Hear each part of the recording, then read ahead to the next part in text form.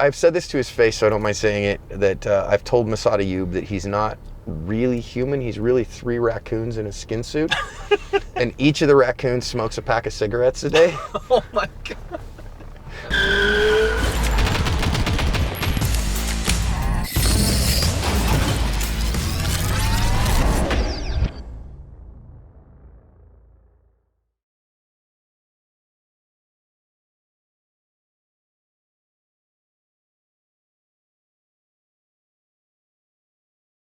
All right, ladies and gentlemen, before we start this episode of Riding Shotgun with Charlie, I want to thank you guys all for tuning into the show. If you have not subscribed to the YouTube channel, please do, and hit the notification bell so you find out when we drop shows. If you enjoy the show, if you get something out of it, please share with your friends, because that is how we get the Stagecoach across America. All right, ladies and gentlemen, welcome to this episode of Riding Shotgun with Charlie. This one is very cool, very special. I am at the SHOT Show in Las Vegas. I am in the passenger seat. And You're shotgun today. I am shotgun today, yes. And today we're at Las Vegas. We're at SHOT Show 2026, and I have John Correia from ASP. Cover your ASP. Please. I thought that was great. Please cover it. Do not leave your asp uncovered. We do not want to see your ASP. We do not want to see it. It's an extra $20. That's right. All right, so this is really cool. You are going to be episode 250. That's amazing, man. That's most people never get that far. Congrats. Well, please, thank you. All I do is try to keep up. When I told folks that I was going to be doing a show with you, they're all like, haven't you had him on yet? I'm like, no, we haven't been on. I know. I told Neil, I was like, Charlie doesn't like me or something. Like, Charlie's like avoiding me. He's like, no, I don't want to talk to that loser. It's not even that. It was that this came up 4 years ago, I think. Oh man. So yeah, I'm excited about this, and everyone's like, you haven't had him on before? I'm like, no, I haven't. I've run into him, and he comes up and says hi, and it makes me feel like $1 million. But I mean, you're famous, Charlie. You got right. I'm famous. Right. I broke 2,300 subscribers on YouTube. Those are the hardest ones to get. Oh man. But we're not talking about me. Let's talk about you. Okay. Where did you grow up? I grew up in the San Francisco Bay Area. Yeah. I was born at. 49ers fan? Yep, born and raised. I went to my first Niners game when I was 6 months old. My grandparents had season tickets at Kezar Stadium in the 50s, so I'm golden red till I'm cold and dead. Yeah, I grew up. Awesome. When I was a little guy, my mom got divorced when I was a baby, and so when I was a little guy, we grew up in my grandma and grandpa's house in Sunnyvale, California, and then mom married my dad when I was 6, so it was 82, right after my birthday, so I was 6. Then we moved in with Dad and in Newark, California, which is East Bay, San Francisco Bay Area, and that's where I grew up. And I lived there until I decided to join Uncle Sam's Canoe Club. So I'm a California boy, though I got the heck out of there after that, and Jesus would have to appear to me bodily and tell me we were going back to California, and we would argue about it. Okay. So obviously you didn't grow up hunting or shooting? A little bit. So the odd part is that we had guns in the house when I was a kid. My dad was a duck hunter, occasional duck hunter, but that was a him thing. Like, I wasn't really invited to that. That was his time with his thing. And right, I don't know if my mom wasn't down with me participating. Right. I did a little shooting with my grandpa, so it's a weird thing. So my mom divorced when I was a baby. My biological father's never been involved in my life, but his parents are involved in my life, or were when they were alive. So they disowned my bio dad too. And so my paternal grandfather took me shooting and taught me how to shoot a little bit, but kind of recreationally. Mm-hmm. And then I didn't really start hunting until I was about 13. So he started taking me and doing a little bit of hunting when we could. When I was 13, the funny part of that story, I've shared this. I don't know how far out there it's gotten. So Grandpa did 3.5 years for attempted murder. Wow. From the time I was 10 till the time I was 13, he shot a guy who had pistol whipped my grandma. And, most people hear that and they go, why in the world would he get that? Because he shot him 3 days later. You're not allowed to do that. It's little the statute of limitations for self-defense have expired. The local constabulary frowns upon the 3 days of waiting, Right.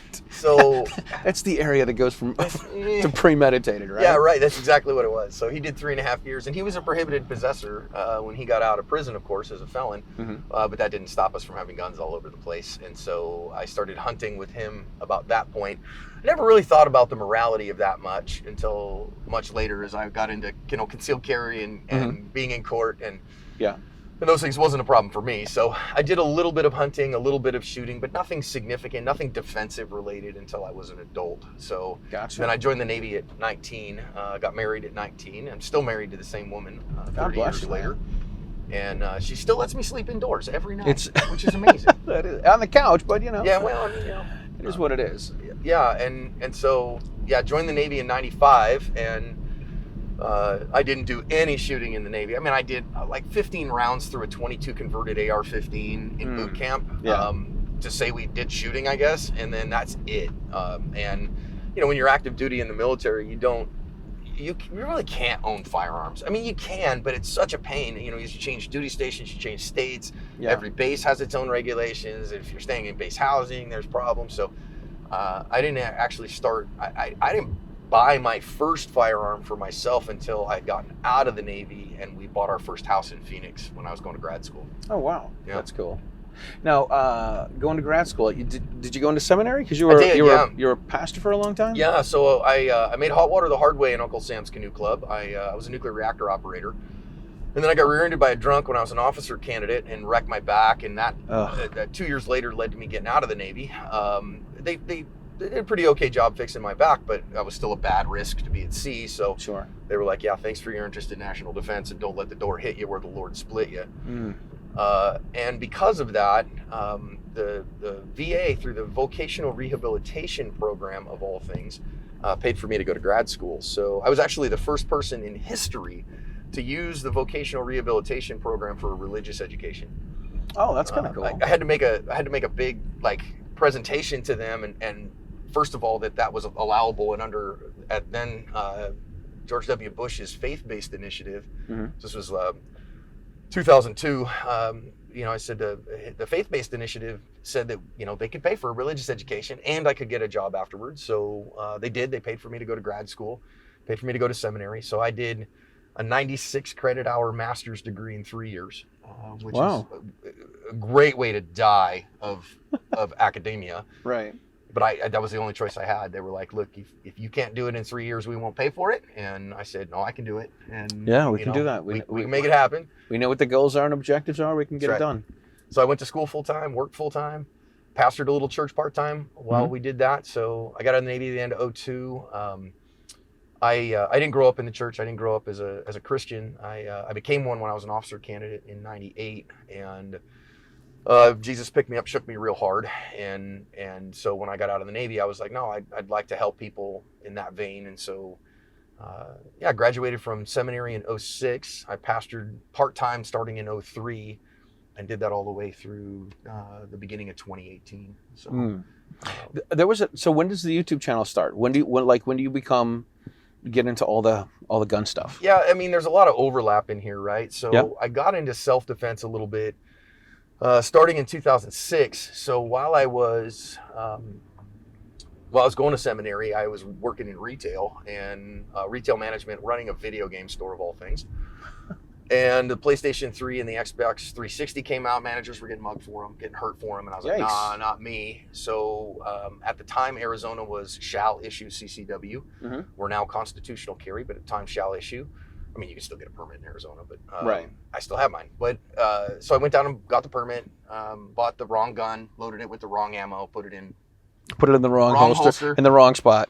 Carried it in the wrong spot, and it was a lucky rabbit split that warded away danger. Of course. And then at the same time, my son was taking martial arts as his kind of extracurricular activity. We were homeschooling.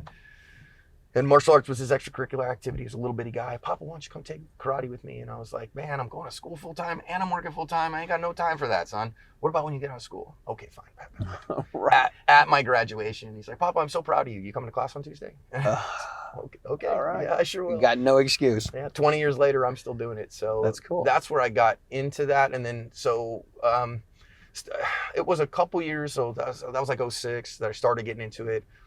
By about 2010, I kind of realized, hey, if I'm going to have a gun in the house, it represents a non-zero risk to my family to have it in the home. And I say that, and sometimes gun folks get frustrated with that, but I just think it's like, listen, having a chainsaw in the house is a risk to your family, right? Because Sure. your chances of cutting off your leg with a chainsaw are 0 if you don't own a chainsaw. Right. But so the value of having a chainsaw has to exceed the cost or the risk of having a chainsaw, which is why I don't own a chainsaw.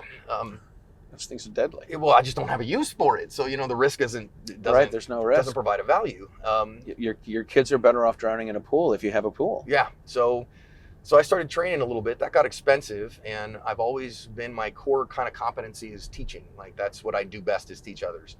It's where I find joy and goodness and success. So I went and got, in 2011, my NRA instructor certifications to start teaching a few handgun classes on the side, purely to write off ammo and to be able to write off my own classes. I tell people, when you go to music school, they do not teach you how to run a business. Yeah. So once I found out, if I become an instructor, I can buy guns and ammo and write it off on my taxes. I'm in. Yeah, let's do it. Let's think about that. Pre-tax dollars are better than post-tax dollars, right? Yeah. So I started doing that in 2011. And then it wasn't too long after that, man, I understand. So being a pastor, I pastored a church that was affiliated with the Southern Baptist Convention, but I want to be cautious. Anybody watching this, you think Baptist pastor, and that brings up some very particular imagery. Sure. But being a Southern Baptist in Arizona ain't like being a Southern Baptist in East Texas, okay? Or Georgia. Yeah. They're very different things. So we're more like a non-denominational evangelical church, and people are going to have different attitudes about firearms and about self-defense, and Sure. And some of the blue-haired ladies at church got frustrated with their pastor sharing gun stuff, and that makes sense. We had one family in the church, and it's not a big church, a family church, 150 people. They got real frustrated because their daughter had been murdered 10 years previously with a firearm, and so they were really kind of anti-gun, and then showing video of my wife shooting an AR-15 got frustrating. And sure. So I started a Facebook page for the company just to get that stuff off my Facebook, so then that way I didn't have any church problems with it. So hey, if you want that kind of stuff, go over there, and that's where the Ask Facebook page came from. Right. And the videos started showing up there because in 2014, Facebook started allowing videos, and somebody sent me one of a real life defensive encounter. It was basically a murder, a guy murdering his baby mama. It's pretty terrible, with a knife. And it scared the heck out of me. So I took that video on my BlackBerry Storm. That'll tell you how old this is. Yeah. My BlackBerry Storm, and I took it to my martial arts class that night and showed my professor, Lawrence Robinson's his name, incredible guy. I said, Professor, I don't know what to do on this. I don't know how to defend myself. And his answer was, well, why don't we workshop that in class tonight? So, hey, everybody, grab some rubber knives and let's watch this. And this is how this attack really happened. Let's attack each other like that. We don't have to go full speed, but let's work it a little bit and see what we get. And I remember sitting down in my car after that class and going, well, that was kind of cool. We took what really happened to somebody and we used it to make our training better. And I feel a little better that I at least have some vocabulary to answer this problem now. Not that anybody attacks you with a knife, you're not gonna feel good about it. I don't care who you are. You could be Bruce Lee and somebody comes at you with a knife and you're gonna struggle. Yeah. So I posted it to the company Facebook page with some thoughts in the description. You can still find it on the company Facebook page. Just got to dig all the way to the bottom of the videos tab. And that kind of took off. People really appreciated that. So I was like, oh, that's kind of cool. So I started doing that occasionally and taking a video to class, and then we'd work on it, and then put it out on Facebook with some lessons linked. And then somebody, this is a long-winded answer, but somebody sent me a video that was like 5 minutes long, but it was only 30 seconds of action. It was like 4.5 minutes in the beginning of nothing.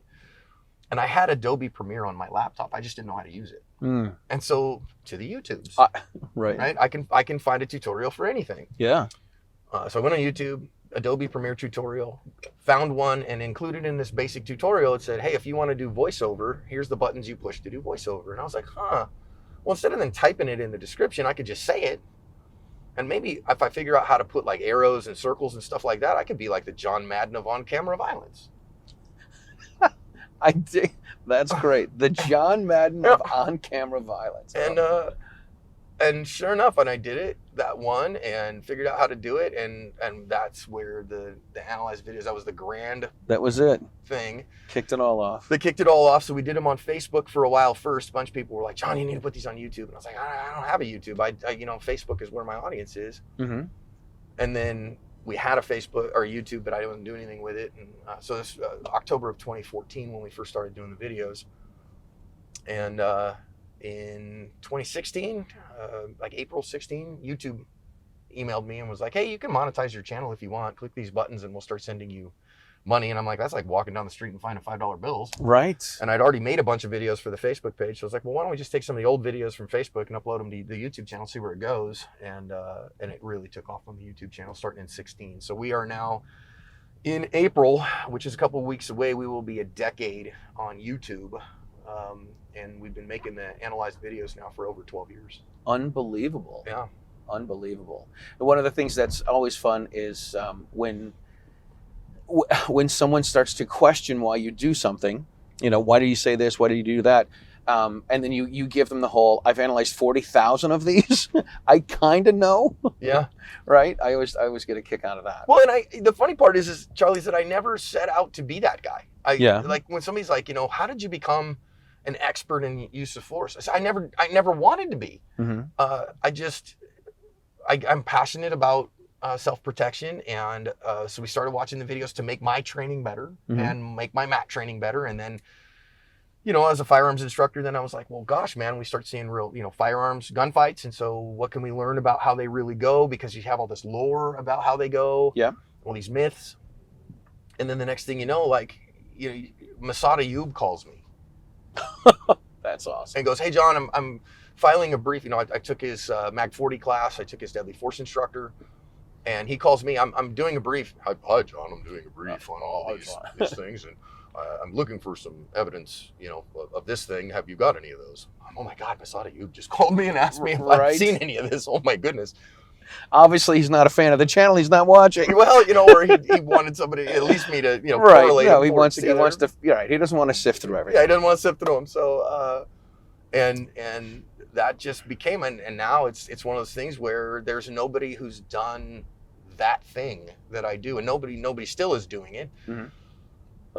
Which is just analyzing again and again and again real life encounters from all over the world. So it's when there's just nobody who's got the database I have. Right. And really the funny part is some people are like, well, John, anybody can do what you do. Well, I mean, it's a free internet. Anybody can. Anyone go for can it. do it, Go right? work. But it's not just the incidents that make it special. It's kind of my background and training and experience of trying to put all that together into a cohesive understanding. Mm-hmm. And I enjoy it, and it's a labor of love. So I'm grateful for it. It's a lot of work, but I'm grateful to do it. Yeah, so a lot of work. I've been following you on the socials for a long time, and we've been friends on Facebook and whatnot for quite a while. And it's always interesting when you're like, I've got to go to a conference next week. I've got to put out 2 weeks worth of material. Mm-hmm. This week, we've got to film it. We've got to edit it. And then I have to go somewhere for a week. Yep. And it's like here at SHOT Show. Yeah, exactly. And you're still, the channel's still putting stuff out. And yeah, that's, I call it the glamorous side, right? Yeah, it's not so glamorous. Right. It's not the glamorous life I thought it would be when you're out here, hauling all your gear around and making videos and cranking them out. And it's a lot of work. It's a lot of work. I love being self-employed. When I was a pastor, pastoring, depending on if you're in a mega church, maybe not, but in a small church environment, it's kind of like self-employment. Mm-hmm. As the solo pastor, you're kind of on your own and responsible to make sure everything gets done. Yeah. Chief cook and bottle washer. So I've been functionally self-employed since 2007. So, I haven't really had a boss, for almost 20 years. So I love it. But the beauty of being self-employed is you can pick any time you want to work your 70 hours a week. Right. And you only have to work half days. You know, you Right. pick the first 12 hours or the second 12 hours. Exactly. Oh my gosh. And then all those tropes are true. You know what I mean? Like the beauty is you never clock in, which is awesome, but also you never clock out. And yeah. And if I want the channels to continue, I want people to continue to get their education, well, I got to get that done ahead of time if I want to take some time off. And I do. Yeah. You know? But it's a lot. I still edit all the videos for the big channel. We have 2 channels, you know, so the second channel we have a video editor for who does the editing for us on that, which is fantastic. But the big channel's all me. And I'm on every single one. I have Neil on once a week. I have Stephanie on once a week. I have Mike on twice a week for badge cams. So I have to organize all that and make sure that they get, you know, we have enough content there, and then I edit everything, I upload everything, I do all the back end work on it. So it's a lot of work. It's a lot of work. And then the lawyers call and say, hey, I need an expert, and then throw monkey wrenches in things, and then right. You know, which is good. We can make a U-turn anytime you want. Yeah, for sure. Now that we're down here in Old Vegas. Old Vegas. We just went by the Vegas. pawn shop. You know, the silver and gold pawn shop. I don't want to say never been down this far, but I didn't even notice it while we're driving by. Excuse me. So you have a ton of stuff going on. You've got a conference that you do in the summer. You've got the YouTube channel. You got the Facebook page, but you guys have an app as well. Yep. How do you get to the point where you start to hire people on and have people do stuff? Because if I remember right, Steph said she started being the person to clean up the page and try to get rid of all the swears and the negative comments and all that kind of stuff. And I think she said try to keep the Jesus vocabulary going. Yeah. When do you get to the point where you start to do that? You know, it's Stephanie was the first person other than me to be employed by the company. She started as a volunteer, and I'm incredibly grateful. Today she runs the company, literally. She's the CEO, and she's a part owner of the company, she and Neil. And it's one of those things where there's always a balance where the company started making a little bit of money in fits and starts where we would do like t-shirt runs and stuff like that, and then there'd be a few bucks but not anything serious, or we did a little bit of merch, or we did a little bit of this. It was really a struggle to monetize. Then when YouTube finally let us monetize our YouTube channel, then that was when, okay, so there's a little bit of regular dollars here. All right, cool. Well, I could use regular dollars. I was a pastor, right? Like the vast majority of pastors don't make a lot of money. Right. And I was one of those for sure. But you're always balancing, well, I could use the extra money for sure, but also it takes too much time for me to do all the things that need to get done. So I asked Steph, when I knew the company was making literally $500-600 a month, I was like, look, I'll split it with you if you'll help me answer email messages and like keep the inbox clear. Yeah. And I can't tell you there's a ton of money here, but I need somebody just a few hours. You can ask a volunteer to work a couple of hours a week, but at some point, it's too much to ask for a volunteer. Yeah. And so she's like, yeah, I'd love to do this. She had 4 kids at home, young kids, including a very high special needs son. So it's something she could do from home. A few extra bucks, it certainly helps them too. Yeah. And so that's been it, as any small business owner will tell you. From that point, it wasn't too long after that I said, man, it grows again, and now I really need somebody full-time to be like an executive assistant. And so then Stephanie took that role on, and then, oh gosh, man, as it grew a little bit more, I could use a video editor to help me on that end and do this other thing, and then we need this. And then every person just kind of, there's no grand plan. It's just like ad hoc, like, we need somebody to do this. Yeah. And then eventually Steph says, John, you don't have time to supervise all these people. Just let me take care of all that for you, and you do what you're really good at, which I'm really good as a creative. I'm a very good content creator and educator. Like you focus on what you're good at, you let me do what you're not good at, and that's it. Yeah, there's the punch up. Oh, there it is. Look at that. And that's cool. Yeah. So then it's always been that balance of, okay, do we have the budget for it? And can we make the budget for it? Will this make enough money that it'll pay for that person? Is it valuable for us to do?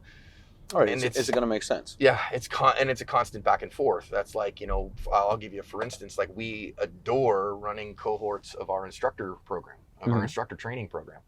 It's one of our favorite things to do. I just haven't figured out a way to do it that actually even breaks even. It ends up costing me crazy money to do. I think the last cohort we did ended up costing me about $8,000 to run. Wow. And you're like, okay, I mean, you can always invest money in passion projects, but Steph, who runs the company, is like, yeah, from a P&L perspective, John, I can't let us do this anymore. Like, we can't do it. But I really want to, Steph, and I love it very much, and it's one of my favorite things to do. Well, that's great. Then we got to figure out a way to make money. So yeah, that's how that goes with hiring folks. Like, Neil came on very part-time at the beginning. He came on doing marketing for us and doing sponsor relations purely as a commission basis, which was great for me when we were young and just getting started. And then as he came on as the director of training and the chief marketing officer, same thing. Like he started full-time right at the start of COVID. Like literally his first day full-time was January 1st, 2020. Of course, we didn't know COVID was about to happen. Right. But he started there, and that same thing of constant, hey man, I'm going to step out in faith and say, I've got enough money in the bank that I know I can pay you for 6 months, and we got to increase the revenue this much so that way we're doing okay. And he went to work. And so I've always been transparent about money too. Like I don't, a lot of people get cagey about dollars, and I'm like, I just refuse to that. Here's what the dollars look like. Here's what the balance sheets look like. And like we got to get along. So yeah, for sure. For sure. When do you guys decide to start the app? That was I remember reading you talk about this, and you're like, you know what, this is something we want to do because YouTube's got issues with some things here and there, and this might end up being a better opportunity. Yeah, I think the seeds of it started in the first adpocalypse on YouTube. Adpocalypse, nice. Our ad revenue at the middle of 2017. So we started in 16. Ads had come and really started doing great. We were making some money. That was great. And then mid 17, they went down like 90%. It was just gone overnight. Oh my gosh! And of course, by that point, we had kind of started we were depending on it to pay. Yeah. Our salaries. And oh no, what are we going to do? And the idea for it was like, man, so the problem here is people got frustrated at YouTube and the advertisers fled. Well, we're on rented land here. We're leasing property. Oh yeah, absolutely. YouTube. They can pull the channel anytime. Right. And, when you think about the ecosystem of YouTube, I am not the customer at YouTube. And you as a viewer are not the customer at YouTube. The viewer is the product. The customer is the advertiser. They're the ones that are paying. If you ain't paying for it, you ain't the customer. That's interesting. And so, I was going, well, golly, man, I am just the bait that YouTube uses to get their product in front of their customer. So how do we get off of rented land? And of course, then I did look in at the beginning to having our own app developed. Very expensive, crazy expensive. You're talking at least mid 5 figures, $50,000, $60,000, $70,000, up into the 6 figures to do that independently. And yeah, I said the same thing. I wish I had that kind of money. I get emails all the time from people. They're like, hey, you want to start an app? Yeah. I don't. Well, so we decided we did. We had a company that approached us and said, hey, we've got the architecture, we've got the back end. Here's how it would work. And so we looked at it, and it's still expensive. It's still, I said this the other day on YouTube, that to run active self-protection costs me in the 5 digits every month to just create and propagate the content that we do. Oh, there's no way it costs you 5 digits to run your company. I'm telling you, it does. I'm telling you, I write the bills, right? So, I see the cash flow go in and out. So, so it's still expensive, but it was doable, and they handled the back end architecture. And so that was in 2022, and we're like, look, we got to have a backup and a way that we're not worried about the changing political flows. And what YouTube is willing to allow on their platform, get off rented land, and have a more personalized experience and better way to contact people. So that's why we started the app. And that lets us do things like, we do live videos all the time. In YouTube, you cannot show a firearm on a live video. They will take that video down and issue a strike to your channel. Yeah. Whereas in our app, we go live and we show, like every Tuesday night, Neil and Chris do a dry fire workshop. That's, it's just a live video. And if you want to participate, sure, come on, and they're doing dry practice and showing their thing and working with people, and people can post their own videos. Like our app has the ability for people, hey, video yourself doing this, upload it in the comments and we'll watch it and we'll give you some feedback and we'll put it on for everybody. And so we do that stuff live, and it lets us do those things. And there are videos, the real life analysis side, that are simply too graphic for YouTube. They just are. They're just not, you can't show them, it's too much. And I'll warn folks in the app, hey, this one's a lot. you might want to skip this one. Right. It was a lot for me to make. Yeah. And but that lets us do that in a safe environment and do that. So that's why we did it, and I'm really happy with it. It's a crazy amount of work, and some people are like, well, John, if 1% of your subscriber base comes over and subscribes, you'll be making crazy money.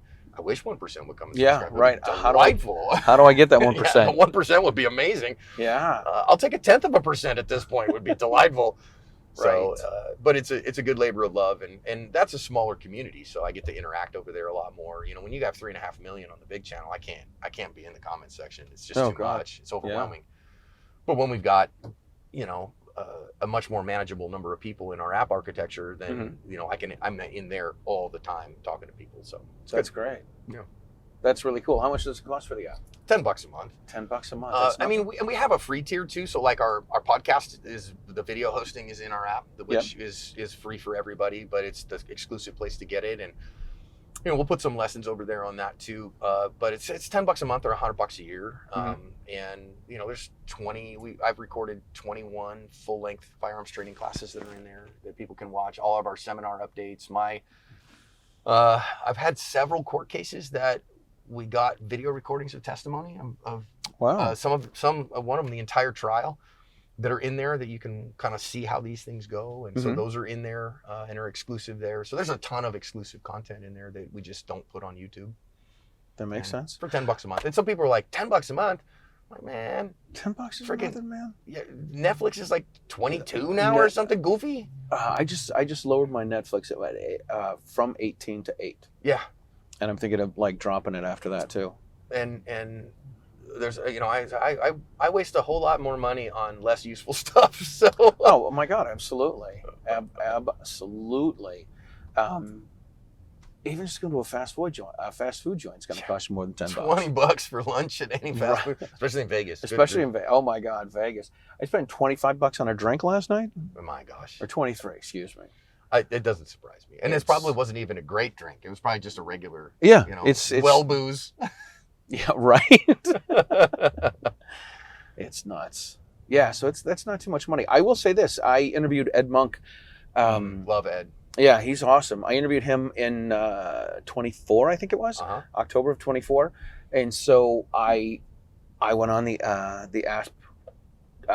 app and watched all the lecture videos that he did, and they're amazing. I was so grateful that Ed let us do that. That I was like, hey man, I'd love to have this here, and we paid him for that, obviously, but he agreed to that, and I was really grateful for it. So Ed's such a great guy, and that information I just wish would get 1,000,000 times more views than it does. It really would. I've been a teacher for a long time, so I have a lot of people I know are teachers, and trying to have this conversation about letting teachers bring guns into schools is always been an issue. And it's funny to me. I've had people say to me, they're like, "Well, you're Charlie, you're a gun guy, and you're an instructor, and you're a teacher, and I trust you with a gun." I'm like, just because you know me and just because I'm an instructor. Right. And I said, I can't carry a gun when I go to school, but I carry a gun when I go to Walmart, and there's way more people in Walmart than there are in the school. Right. So, and there's less, Walmart's a big open area, and the classrooms are much more smaller, so it doesn't make any sense, So he's really out there trying to change the way people see things about, school safety and school protection, maybe not necessarily school safety. It's so different too, based on the different, there's different cultures in that. Like, in Texas now there's a law, it's required to have an armed person on campus. Whereas in Arizona, it's illegal to have an armed person on campus. I live in Arizona, and mostly Arizona firearms laws are tremendous. but it is draconian that it can be a felony to have a firearm on a 12th grade or under school campus in Arizona, and I don't care who you are. That's crazy. Yeah. That's crazy. And this is another thing that I've noticed over the last few years is I talk about occupied territory in free states, right? I live in Massachusetts, occupied territory. And then when I tell people that if I had a head of security, whoever that is at the school, if I have a head of security write a letter to say I can carry a gun at school, I can carry a gun at the school, right? Yep. Can't do it in Arizona. And that's crazy. And Arizona's free America, right? Yep. So it's really weird. And the what I don't hate the permitless carry states, but what I find interesting to teach clients and people that want to take gun classes, you pull up this map and say, hey, you can carry in we call them green states because I use the handgunlaw.us app. You carry in the green states, they don't, you can carry and you don't have to have a permit. Yep. And I'm like, but there are some states that have the enhanced permit, so you can carry at this many places without a permit and this many places with a permit. And it's always interesting to tell people. Well, and I live in Arizona's constitutional carry, permitless carry, but I still have my Arizona CCW because it provides me reciprocity. In some states that it doesn't. Yeah. And also NICS checks. So the other thing it gives me is already background checks. So in Arizona, when I do a handgun transfer with an FFL, they just make a copy of my CCW and staple it to the application. Easy peasy. Yeah, no, in Massachusetts, it's two background checks to get a license to carry, and then one every time you go to buy a gun. Like every time you go into a store, 4473 background check, and then a transfer form. Yeah. Which is gun registration. Yeah. Which I do love in Arizona that we don't require a 4473 for private transfers, and so I think that makes sense. I'll give you a great for instance of that. I recently had a friend who died by suicide, and which is terrible. A prosecutor as well, and a good guy. Just got too much, and you can fight that demon and you got to win a flawless victory, and you lose one time, and he fought it like hell, lost one time. So then his widow, they had several other guns in the house, and she was worried about the kids and the other guns, and she just called me and said, John, hey, can you come over? And I need just to get rid of these right now. And I was there in 10 minutes, and actually it took me about a half hour to get there. Sure, no problem. Load them up in the back of the truck, and they're sitting in my safe, and they can sit there as long as they need to. And I didn't need to involve the government in that. There was no reason to involve the government in that. Absolutely not. And they are sitting there safe until the family wants them, and that's a good thing. So that's why there's my use case that I say I don't believe in universal background checks, because there's no reason to get an FFL involved in helping your neighbor. I had a very good friend of mine was about to make a bad decision. He was taking some medication, drank a bottle or two of wine, and then decided to take his gun down to the park and shoot himself inside of the car. But fortunately, he passed out. Thank God. Yes, from all the wine and the prescription he was on. And he had 2 handguns and 6 long guns. His wife called me and she's like, would you take these? I said, of course I'll take them. They had to go to the police took his license and took his guns and held on to him. And then they transferred him to a gun store.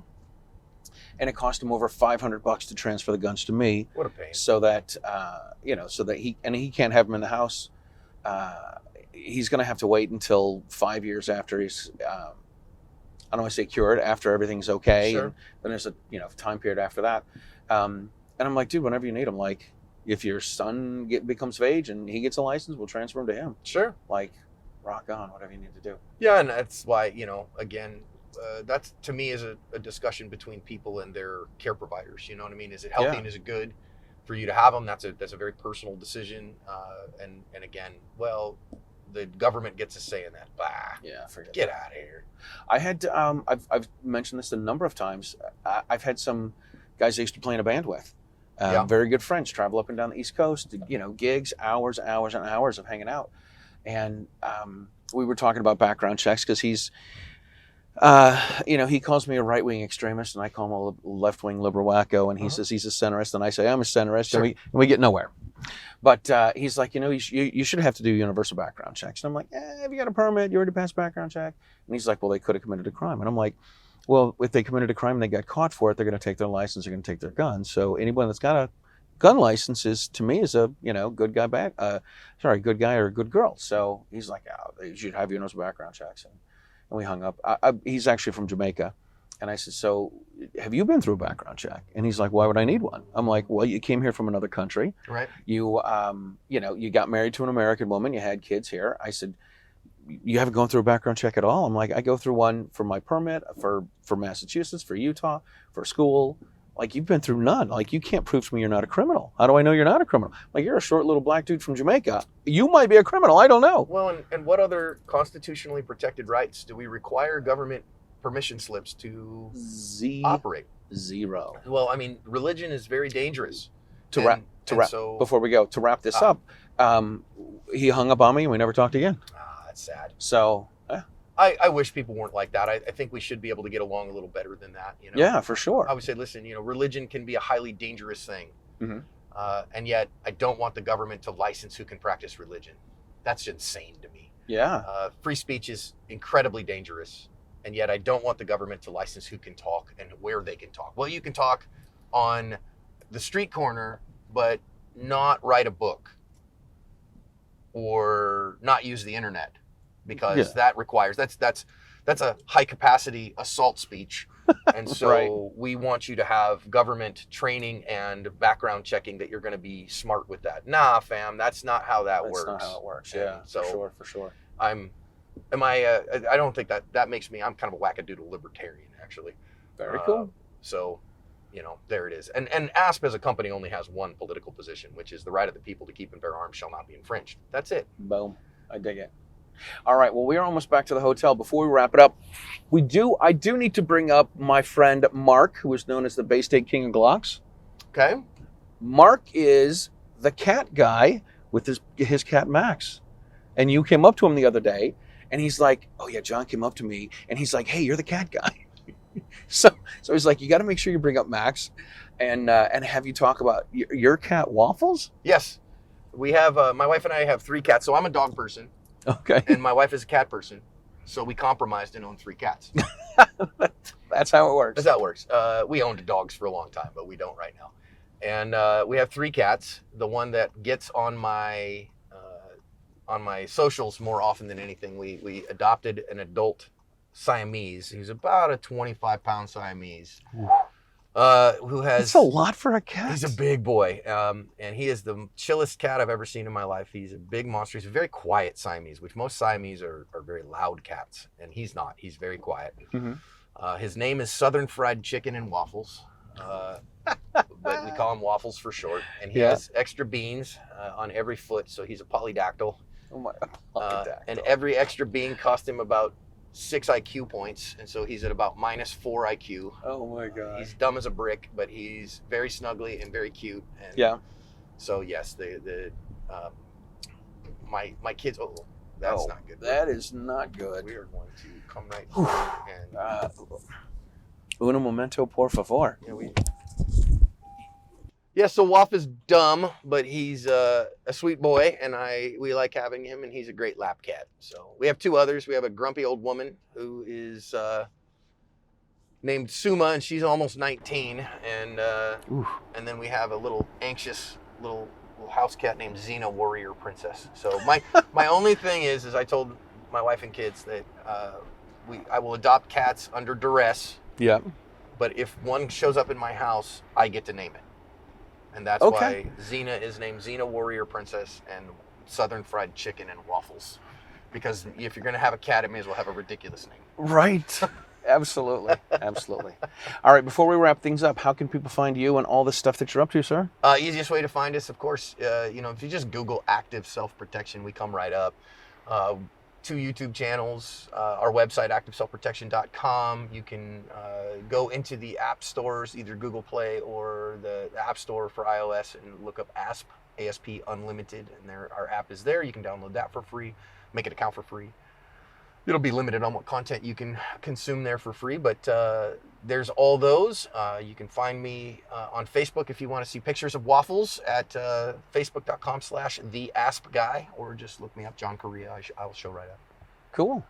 Dude, this has been a pleasure. Always fun, man. Thank you so much. Yeah, you bet. Thanks for having me. Oh, Finally. finally. Charlie, I was like, dude, I just feel like Charlie doesn't like me. Yeah, that's funny. I was like, you had Neil on, but you won't even call me. So I thought we were friends, Charlie. I found this out a couple years ago. We had an event in Massachusetts, and Holly Sullivan came up, Amanda Suffolk came. We had Toby Leary from Cape Gun Works and Rapid Radio, and a few other people I've had on the show.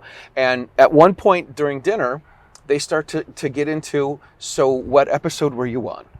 With Charlie. And Amanda's like, well, I was on number 9. And then somebody's like, I was on number 148. How did this happen? Like, how come it took me so long? I'm not important. I thought we've known each other for 14 years. How do you not have me on the show? And I'm like, sorry. And it's always interesting, too, because people want to be on the show, and then they want to come back on, and then they want to come back on. And I'm like, I already had you on the show. Right. Like, it's an interview show, but it's not timely, and I don't put out, current relevant topics, so I want some evergreen content. Yeah. I have a ton of people that reach out to me and they say, hey, I was going to have so-and-so on my podcast. I listened to your show to get some background, Cool. So I appreciate that, and yeah, I'm honored to be able to finally have you on, and it's got nothing to do with you. It's got me to do with, like, you think John Correia will get in the car with me? I know he's got trust issues. Now I got to get him in a car and keep him in the car for 45 minutes. The funny part is that I'm glad to be on, and it's super fun, and I love, my mission in life is just to help people. So however we can help, we'd love to, and I'm blessed. I work with some of the best people in the universe, and I get to do stuff that I feel like is meaningful and significant. I think I'm living in that which God has called me to do. So I'm glad to be here, and glad to help you any way I can, Charlie. Oh, man, I appreciate it. All right, well, listen, we got to wrap things up here. Thank you guys for tuning into the show. If you enjoyed it, if you got something out of it, I'm sure you did, by the way. You should subscribe to the YouTube channel. If you're not, you need to share it with your friends. That is how we get the Stagecoach across America. If you are not a member of the Second Amendment Foundation, you can join them at the link below. And thank you guys for watching the show. We appreciate you being here. Easy peasy.